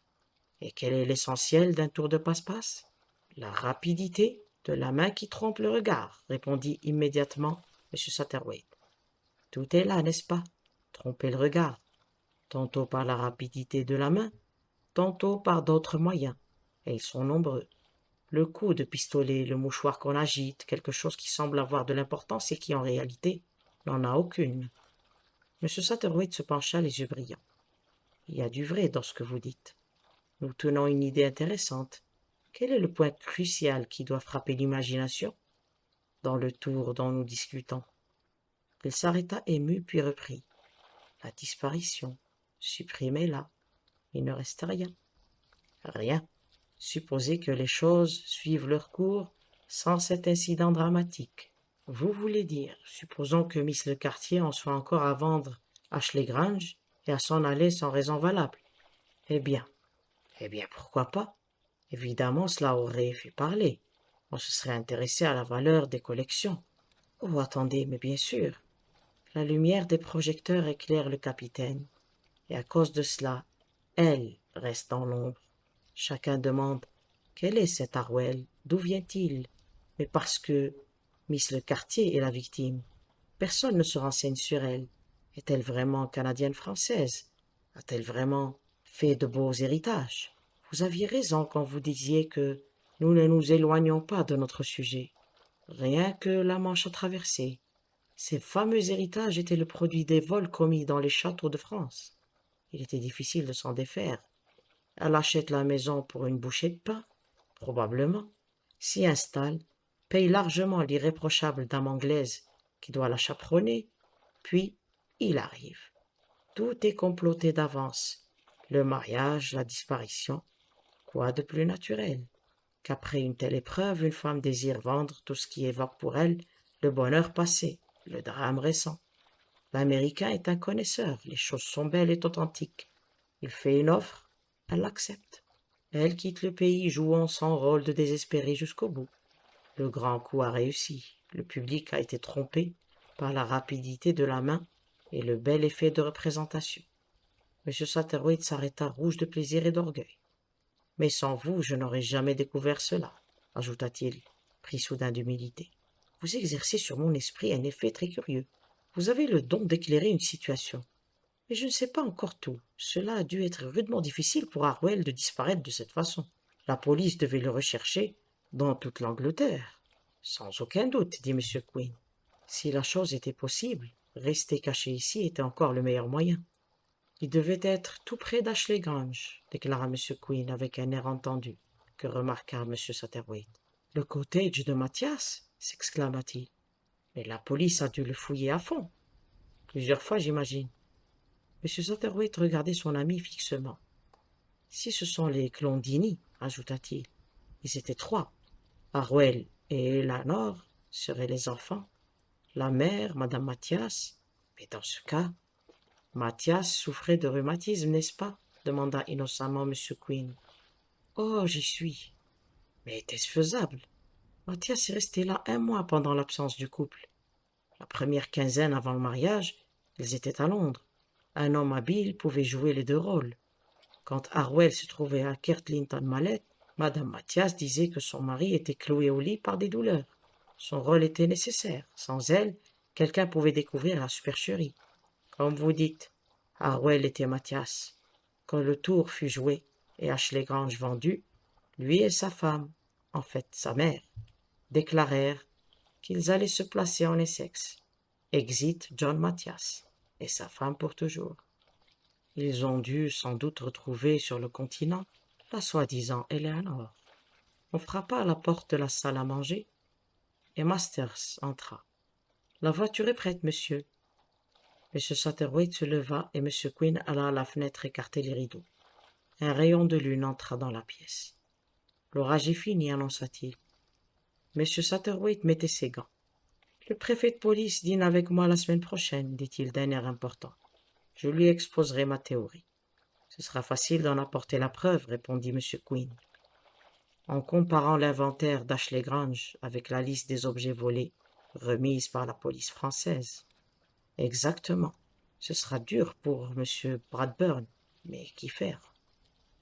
M. Satterthwaite lui tendit la main. Au revoir, je ne peux pas vous dire combien cette rencontre inattendue m'a fait plaisir. Vous partez demain, m'avez-vous dit, je crois? Tout à l'heure, probablement. J'ai fait ce que j'avais à faire ici. Je ne fais que passer. M. Satterthwaite se souvint d'avoir entendu la même phrase au début de la soirée. Comme il allait monter dans son auto près de laquelle attendait Masters, on entendit par la porte ouverte du café la voix forte de l'hôtelier. « Quel sacré mystère que cette affaire! Quel sacré mystère !» William Jones, ayant du jugement, employait des adjectifs plus ou moins corsés selon la qualité de ses auditeurs, et ceux-ci appréciaient le sel de ses discours. M. Satterthwaite s'installa avec satisfaction dans sa confortable limousine. Il était tout gonflé par son succès. La jeune Mary descendit les marches du perron et s'arrêta sous l'enseigne rouillée. « Elle ne se doute pas, se dit-il, de ce que je vais faire pour elle. » L'enseigne du fou aux clochettes se balança doucement dans la brise. Fin. L'histoire s'intitule « Un soir à Monte-Carlo ». Mr. Satterthwaite flânait au soleil sur la terrasse de Monte-Carlo. C'était régulier. Le 2e dimanche de l'année, M. Satterthwaite quittait l'Angleterre pour la Riviera. Il était beaucoup plus exact dans ses déplacements que les hirondelles. En avril, il retournait en Angleterre, passait mai et juin à Londres, et ne manquait jamais Ascot. Il quittait Londres après le match d'Eton et de Harrow et rendait visite à quelques amis à la campagne, avant de partir pour le Touquet ou Deauville. Septembre et octobre étaient occupés par les chasses, et pour terminer l'année, il passait encore 2 mois à Londres. Il y connaissait tout le monde. Ce matin-là, il se trouvait d'humeur maussade. La mer était d'un bleu admirable, les jardins comme toujours une splendeur, mais la société qui évoluait à Monte-Carlo lui déplaisait. Toutes les classes étaient mélangées, on ne savait plus qui l'on côtoyait. Il y avait parmi ces gens bien entendu des joueurs, de pauvres fous attirés par les tapis verts. Ceux-là, M. Satterthwaite, les tolérait.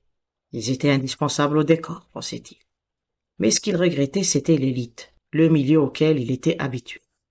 C'est le changement, pensa-t-il mélancoliquement. Viennent ici maintenant des gens qui ne le pouvaient pas avant. Et puis, aussi je deviens vieux. Tous les jeunes vont aujourd'hui dans les stations suisses. Mais ceux qui lui manquaient le plus étaient les élégants barons et les comtes de la diplomatie étrangère, les grands-ducs et les princes royaux. Le seul prince royal qu'il avait vu jusque-là manœuvrait l'ascenseur dans un hôtel de second ordre. Ce qu'il regrettait aussi, c'étaient les jolies et brillantes ladies, qui devenaient de plus en plus rares. M. Satterthwaite était un grand observateur de ce drame que l'on appelle la vie, mais il aimait que ses sujets d'observation fussent mondains. Il se sentait découragé. Le cours des valeurs changeait, mais lui était trop vieux pour s'adapter. C'est à ce moment-là qu'il vit venir vers lui la comtesse Tsarnova. M. Satterthwaite la rencontrait chaque saison, à Monte-Carlo depuis plusieurs années. Il l'avait vue pour la première fois en compagnie d'un grand-duc. La seconde fois, elle était avec un baron autrichien, plusieurs années de suite, avec des orientaux. Depuis 1 an ou 2, on ne la voyait plus qu'avec de jeunes gens. Elle se promenait en ce moment avec un jeune homme que M. Satterthwaite reconnut. Il en fut peiné. Franklin Rudge, un jeune Américain, le type même du natif de l'Ouest. Très impressionnable, un peu naïf, assez brusque mais sympathique. Un curieux mélange de matérialisme et d'idéalisme. Il se trouvait à Monte-Carlo avec un groupe de ses compatriotes. C'était leur premier aperçu du vieux monde, et il ne tarissait pas en appréciation plus ou moins désobligeante. Il détestait les Anglais de l'hôtel, et les Anglais le leur rendaient. M. Satterthwaite, qui se flattait d'être cosmopolite, se sentait attiré par leur droiture et leur jeunesse, bien qu'il fût parfois choqué de leur langage. Il trouva que la comtesse Krasnova n'était pas du tout une compagnie souhaitable pour Franklin Rudge. Il salua lorsque le couple passa près de lui. La comtesse inclina la tête avec un gracieux sourire. C'était une grande femme très bien faite, brune aux yeux noirs, les sourcils dessinés avec art, les cils longs et recourbés. M. Satterthwaite, qui avait une grande expérience des secrets féminins, rendit hommage à la science avec laquelle elle se fardait. Son teint était délicieusement fait, une légère ombre se devinait sous ses yeux, et sa bouche était d'un rouge éclatant. Élégamment vêtue de blanc et noir, elle s'abritait sous une ombrelle rose tressaillante à son teint. Franklin Rudge avait l'air à la fois important et heureux. Quel jeune imbécile, pensa M. Satterthwaite. Après tout, cela ne me regarde pas, j'ai acquis de l'expérience avec le temps, qu'il fasse comme moi. Il était cependant mécontent, il y avait à Monte-Carlo, dans la colonie américaine, une jeune fille charmante, et il était persuadé que les rapports de Franklin avec la comtesse ne lui plaisaient pas. Il allait s'éloigner lorsqu'il aperçut dans une allée cette même jeune fille qui semblait venir vers lui. Elle était vêtue d'un tailleur, d'une chemisette de voile blanc, et portait de solides chaussures de marche. Elle avait en main un guide. Il est des Américains qui, après avoir traversé Paris, en ressortent habillés comme la reine de Saba. Mais Elizabeth Martin n'était pas de celle-là. Elle faisait l'Europe, consciencieusement. Elle avait une haute idée de la culture qu'elle pouvait y acquérir, et elle désirait tirer le plus de profit possible de son budget limité. M. Satterthwaite ne voyait pas en elle une âme artiste. Pour lui, elle était jeune et c'est tout. « Bonjour, M. Satterthwaite, dit la jeune fille. « Avez-vous vu Franklin, je veux dire M. Rudge? Je viens de le voir il y a quelques instants. »« Avec son amie la comtesse, je suppose, » ironisa Elisabeth. « Oui, avec la comtesse, » fut obligé d'admettre M. Satterthwaite. « Je ne peux vraiment pas sympathiser avec cette comtesse, » dit-elle d'une voix acerbe. « Franklin est fou d'elle, je me demande pourquoi. »« Je la trouve très agréable, » risqua M. Satterthwaite. « Vous la connaissez? »« Un peu. »« Je suis vraiment très contrarié pour Franklin, » reprit Miss Martin. « Ce garçon a en général beaucoup plus de jugement. Je n'aurais jamais cru qu'il se laisserait captiver par cette vulgaire ensorceleuse. Il ne veut rien entendre à son sujet. Il devient furieux si on essaie de le raisonner. Dites-moi, est-elle au moins une vraie comtesse? Je ne voudrais pas l'affirmer, peut-être. Voilà bien une manière anglaise de répondre, dit Elizabeth avec un haussement d'épaule. Tout ce que je peux dire, c'est que, chez nous, à Sargon Springs, cette comtesse aurait eu une réputation douteuse. Après tout, c'était possible, M. Satterwhite se dit, cependant qu'il n'était pas à Sargon Springs, mais dans la principauté de Monaco, là où la comtesse s'harmonisait beaucoup mieux avec le décor que Miss Martin. Il ne répondit pas, et Elizabeth s'en alla vers le casino. M. Satterwhite s'assit sur un banc au soleil, et bientôt, il fut rejoint par Franklin Rudge. Ce dernier était radieux. « Je m'amuse beaucoup ici, » proclama-t-il avec un enthousiasme naïf. « Oui, monsieur. Voilà ce que j'appelle connaître la vie. Une vie très différente de celle que nous avons aux États-Unis. » M. Satterwhite tourna vers lui un regard grave. « La vie est la même partout. Elle est vêtue d'une manière différente, c'est tout. » Franklin Rudge s'étonna. « Je ne vous comprends pas. »« Non, c'est parce que vous avez encore du chemin à faire. Mais je vous demande pardon, les hommes de mon âge ne devraient pas faire figure de moraliste. » « Oh, cela n'a aucune importance. » Franklin rit, découvrant les belles dents communes à ses compatriotes. « Je dois avouer que je suis un peu déçu par le casino. Je m'imaginais le jeu tout différent de ce qu'il est. Beaucoup plus passionnant. Le jeu est la vie ou la mort pour le joueur, mais il n'a aucun intérêt pour celui qui regarde, dit M. Satterwhite. Le jeune homme l'approuva d'un signe de tête. « Il paraît que vous êtes très mondain, demanda-t-il. Je veux dire par là que vous connaissez toutes les duchesses, les comtesses, les lords, enfin tout le Gotha. Beaucoup d'entre eux, en effet, mais aussi des Lévantins, des Péruviens, des Argentins, des Brésiliens. »« Quoi? » ?»« Je vous indiquais seulement, dit M. Satterwhite d'un ton railleur, que je variais mes relations. » Au bout de quelques instants, Franklin Rudge se risqua. « Vous connaissez la comtesse Krasnova, n'est-ce pas? » M. Satterwhite fit la même réponse qu'Elizabeth Martin. « C'est une femme très intéressante, reprit Franklin avec feu. On est porté à croire de nos jours que l'aristocratie de l'Europe est à son déclin. Cela est peut-être vrai pour les hommes, mais pour les femmes c'est différent. N'est-ce pas un plaisir de fréquenter une créature aussi délicieuse que la comtesse, spirituelle, raffinée, avertie de tout, des générations de civilisation derrière elle, et aristocrate jusqu'au bout des ongles. À ce point? Ne l'avez-vous pas remarqué? Vous savez de quelle famille elle descend? Non, je sais très peu de choses sur elle. Des Radzinski, expliqua Franklin, une des plus vieilles familles hongroises. Elle a eu une vie extraordinaire. Vous connaissez ce long sautoir de perles qu'elle porte? M. Satterwhite fit signe que oui. Il lui a été offert par le roi de Bosnie. Elle avait réussi à lui faire passer d'Angleterre des documents secrets. J'ai entendu dire que ces perles étaient un cadeau du roi de Bosnie. C'était en réalité un sujet habituel de potinage. On disait que la dame avait été autrefois fort liée avec sa majesté. Maintenant, je vais vous dire encore quelque chose. M. Satterwhite écoutait le jeune Américain, et plus il l'écoutait, plus il admirait l'imagination fertile de la comtesse Krasnova. Ce n'était pas une vulgaire ensorceleuse, comme disait Elizabeth Martin. Non, la comtesse évoluait dans un monde d'intrigues, diplomatique. Elle avait des ennemis naturellement. Pour le jeune homme, elle était une figure qui inspirait un culte romantique. Et c'est extraordinaire, ajouta-t-il. Elle n'a jamais rencontré une femme qui fût pour elle une amie. Les femmes la haïssent toutes. Évidemment. Vous ne trouvez pas cela scandaleux? Dit Franklin offensé. Non, pas du tout. Les femmes ont leur manière de penser et de juger. Il n'est pas bon que nous nous occupions de leurs appréciations. Je ne suis pas de votre avis.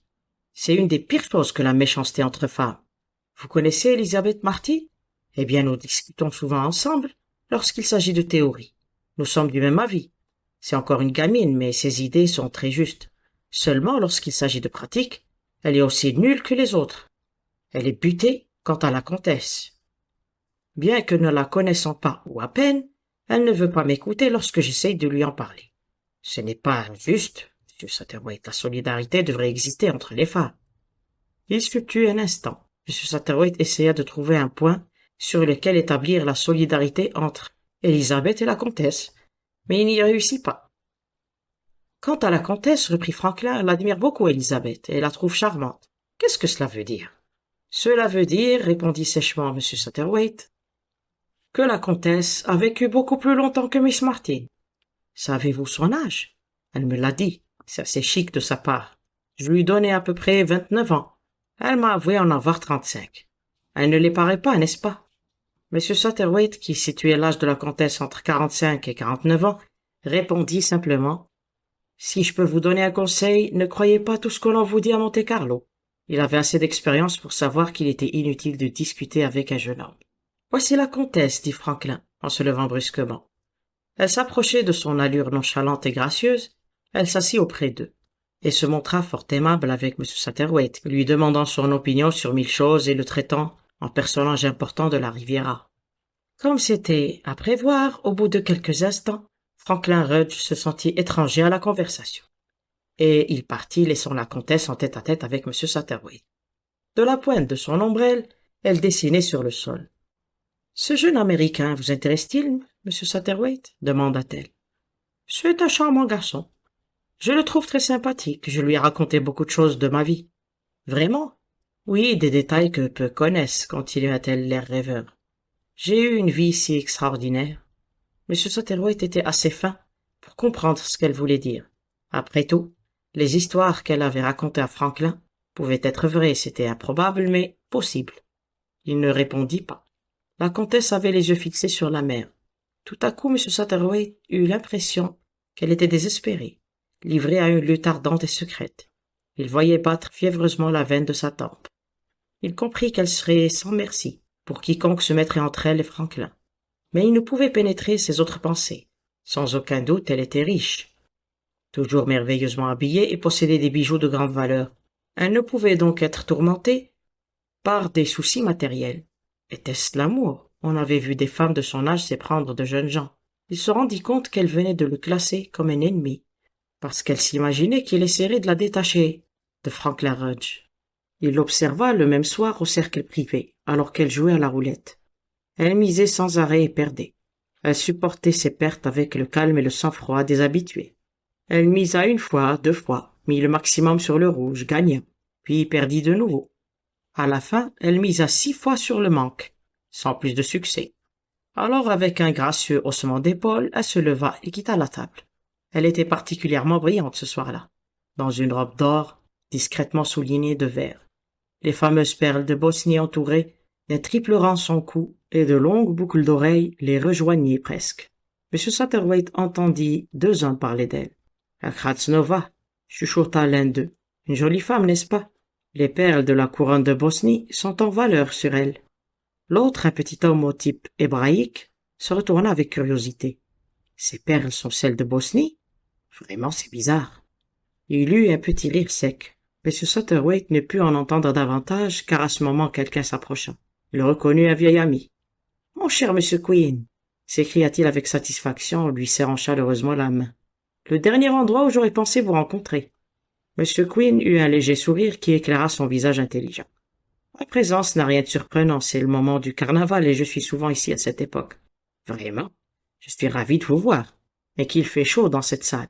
Allons marcher un peu dans les jardins. » L'air était vif et les 2 hommes respirèrent à plein poumon.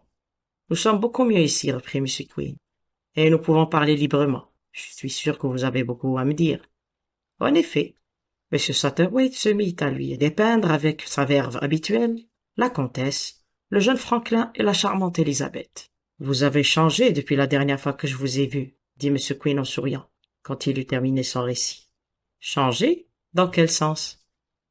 Vous vous contentiez alors d'assister en spectateur au drame de la vie. Maintenant, vous voulez y prendre part. C'est vrai, mais dans ce cas, je ne sais que faire. Je reste perplexe. Peut-être m'aideriez-vous? Avec plaisir. Voyons ce que nous pouvons faire. » M. Satterthwaite se sentit étrangement réconforté. Le jour suivant, il présenta M. Franklin Rudge et Elizabeth Martin à M. Harley Quinn. Il fut content de constater qu'ils sympathisèrent tout de suite. On ne parla pas du tout de la comtesse, mais au déjeuner, il apprit une nouvelle qui l'intéressa vivement. « Mirabella arrive ce soir à Monte-Carlo, » confia-t-il à M. Quinn. « L'actrice parisienne? » « Oui, chacun sait qu'elle est le dernier caprice du roi de Bosnie. Il l'a couverte de bijoux. On dit qu'elle est la femme la plus excentrique de Paris. J'aimerais la voir rencontrer la comtesse cette nuit. C'est justement ce que je pensais. » Mirabella était grande, mince, elle avait d'admirables cheveux blonds, son teint était mauve pâle et ses lèvres oranges. sa toilette d'une élégance voyante, mais qui lui allait bien. Elle portait ce soir-là au casino une robe qui la faisait ressembler à un oiseau de paradis, et des rivières de pierreries ornaient son dos nu. Un lourd bracelet d'énormes diamants encerclait sa cheville gauche. Lorsqu'elle parut dans la salle, elle souleva un murmure de curiosité et d'admiration.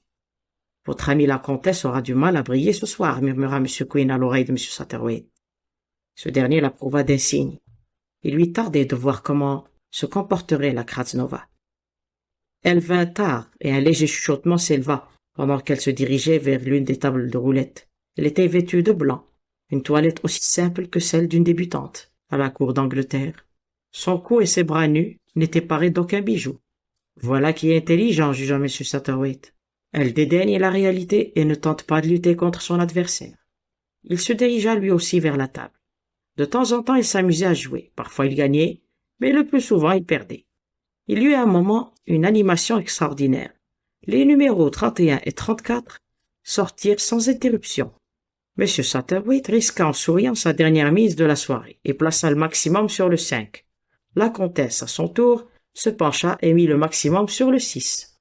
« Faites vos jeux, dit le croupier, rien ne va plus. » La boule s'élança. On n'entendait plus que son roulement monotone. M. Satterwhite songeait. Ceci signifie quelque chose de différent pour chacun de nous. L'agonie de l'espoir ou du désespoir. Le simple amusement, la vie ou la mort. Clic, le croupier se pencha et annonça. Numéro 5 rouge, impair et manque. M. Satterwhite avait gagné. Le croupier, après avoir ramassé les autres mises, avança la somme gagnée par M. Satterwhite. Ce dernier tendit la main pour s'en saisir. La comtesse fit de même. « À madame, » dit-il brusquement. La comtesse ramassa l'argent. M. Satterwhite, en homme galant, n'insista pas. La comtesse le regarda bien en face et lui rendit son regard. Quelques-uns des joueurs firent remarquer au croupier qu'il venait de commettre une erreur, mais il secoua la tête avec impatience. Il avait décidé ainsi. C'était fait. On entendit à nouveau sa voix rauque. « Faites vos jeux, mesdames et messieurs. » M. Satterwhite alla rejoindre son ami Quinn et lui raconta ce qui venait de se passer. « Pas de chance, ce sont des choses qui arrivent malheureusement. » Et il ajouta. « Nous avons rendez-vous avec Franklin Rudge un peu plus tard. J'offre le souper si vous le permettez. » Ils se retrouvèrent à minuit. M. Quinn exposa à ses deux invités ce qu'il avait combiné. « Nous allons choisir l'endroit où nous nous rejoindrons tout à l'heure. Puis chacun de nous ira de son côté, avec l'obligation d'inviter la première personne qu'il rencontrera. » Cette idée amusa beaucoup Franklin. « Mais qu'arrive-t-il si la personne n'accepte pas? Vous devez employer tout votre pouvoir de persuasion. » « Bien. Où nous retrouverons-nous? » »« Dans un café un peu bohème. On l'appelle le caveau. » Il expliqua où se trouvait le café et ils se séparèrent. M. Satterwhite eut la chance de tomber juste sur Elizabeth Martin et il l'emmena joyeusement au caveau. Ils descendirent dans un sous-sol. Une table était dressée pour le souper éclairée par des bougies. « Nous sommes les premiers, dit M. Satterwhite. »« Ah, voilà Franklin. » Mais il s'arrêta brusquement. Franklin arrivait avec la comtesse. Il y eut un moment de flottement. Elisabeth montra une mauvaise grâce excessive. Mais la comtesse, sans paraître y prendre garde, se conduisit en femme du monde pleine d'aisance. M. Quinn arriva le dernier. Il était accompagné d'un petit homme brun, très correctement vêtu, dont la figure parut familière à M. Satterwhite. C'était le croupier qui avait commis au jeu l'erreur à son détriment. « Permettez-moi, dit M. Quinn, de vous présenter M. Pierre Vaucher. » Le croupier paraissait confus et embarrassé, et M. Quinn, comme si de rien n'était, acheva les présentations. Un excellent souper fut servi, arrosé de vin, non moins excellent. Une certaine gêne régna d'abord. La comtesse était silencieuse, ainsi qu'Élisabeth. Mais Franklin Rudge devint loquace. Il raconta plusieurs anecdotes. M. Quinn, avec son calme habituel, servait le vin. « Je vais vous raconter l'histoire vécue d'un homme qui a réussi dans la vie, dit Franklin.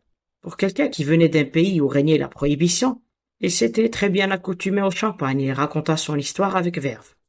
Quand il eut terminé, Pierre Vaucher, assis en face de lui, se redressa, semblant sortir d'une torpeur. « Moi aussi je vais vous raconter une histoire, dit-il. Mais c'est l'histoire d'un homme qui n'a pas réussi, qui, au lieu de s'élever, est descendu.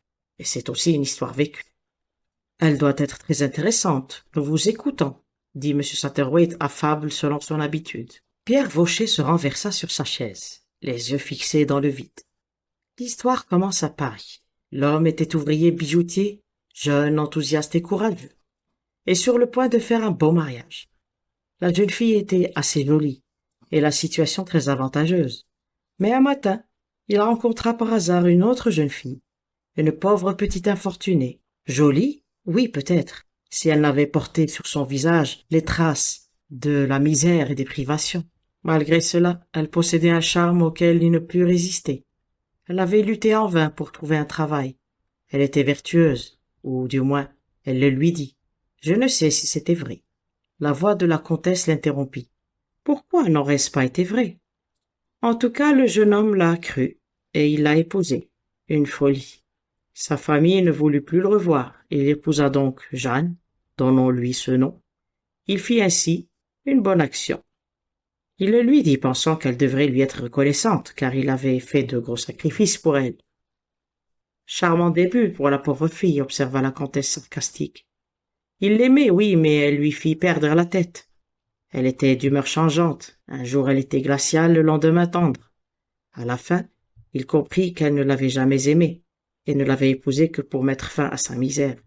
Cette révélation fut pour lui un coup terrible, mais il n'en laissa rien voir. Il continuait à croire qu'elle lui devait de la reconnaissance, et que cela remplacerait l'amour. Cependant, bientôt, ils se querellèrent. Elle lui reprocha, mon Dieu, que ne lui reprocha-t-elle pas? Vous devinez la suite, n'est-ce pas? Elle le quitta, c'était fatal. Pendant 2 ans, il fut seul, sans aucune nouvelle d'elle. Il avait une unique consolation, l'absinthe. Ses affaires déclinèrent. Un matin où il travaillait dans sa boutique, il vit entrer Jeanne. Elle était richement habillée, les mains chargées de bagues. Il resta un instant suffoqué par la stupeur. Son cœur sautait dans sa poitrine. Il ne savait que faire. Il aurait voulu la battre, la serrer dans ses bras, la jeter à terre et la piétiner, ou se jeter lui-même à ses pieds. Il ne fit rien de tout cela.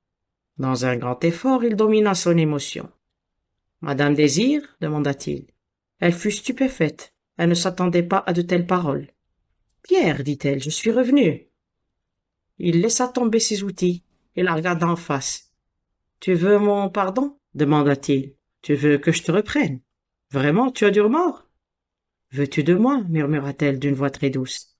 Il comprit soudain qu'elle lui tendait un piège. Il aurait bien voulu l'embrasser, mais il feignit d'indifférence. « Je suis chrétien, dit-il.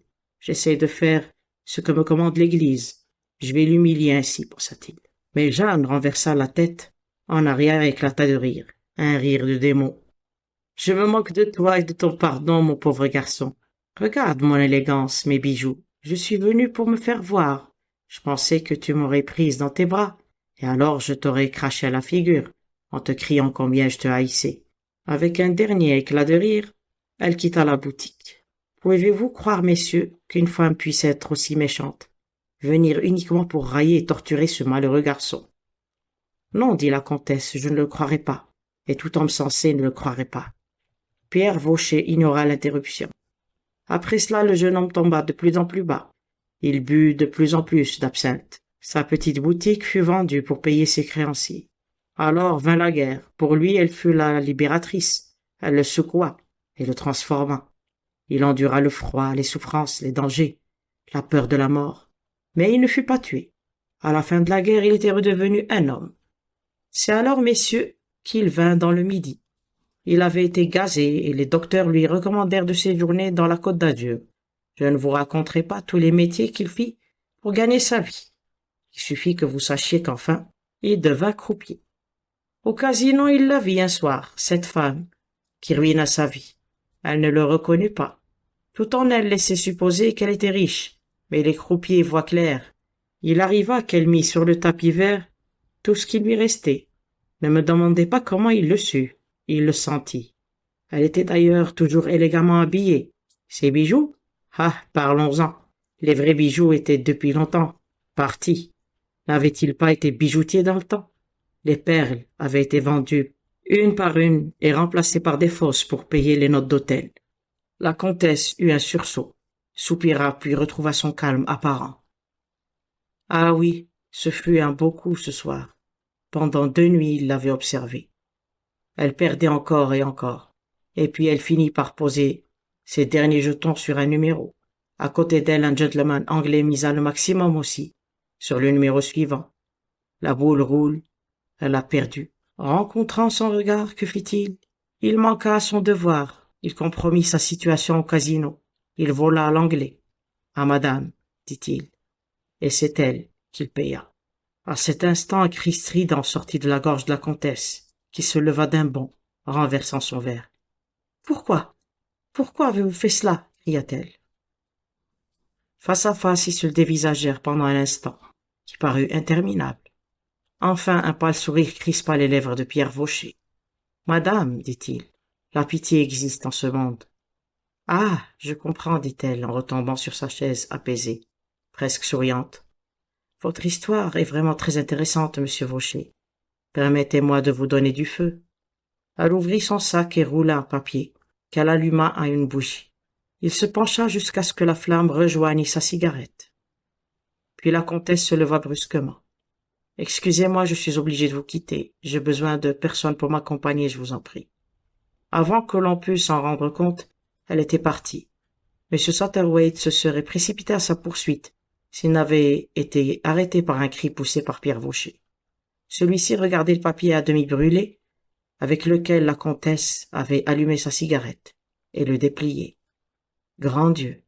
Un chèque de 50 000 francs, son gain de ce soir, tout ce qu'elle possède au monde. Et elle alluma ma cigarette avec. Parce qu'elle est trop fière, voilà ce qu'a été toute sa vie. Elle est unique, admirable. Il se leva d'un bond et sortit en courant. M. Quinn et M. Satterthwaite s'étaient levés eux aussi. Le garçon s'approcha de Franklin Rudge. « La note, monsieur, dit-il. » M. Quinn la prit vivement. « Que veut dire tout cela, Elisabeth ?» dit Franklin. « Ces étrangers sont extraordinaires. Ils battent tous les records, je ne les comprends pas. » Il regarda. « Je me sens tout drôle, acheva-t-il d'une voix d'enfant. La jeune fille et lui remercièrent M. Quinn et sortirent ensemble dans la nuit. M. Quinn ramassa sa monnaie et sourit à M. Satterthwaite qui paraissait très content de lui. « Eh bien, dit ce dernier, tout a bien tourné. Nos amoureux seront tranquilles à présent. »« Lesquels ?» demanda M. Quinn. « Ah, oui, après tout, vous avez raison. Ce n'est pas impossible.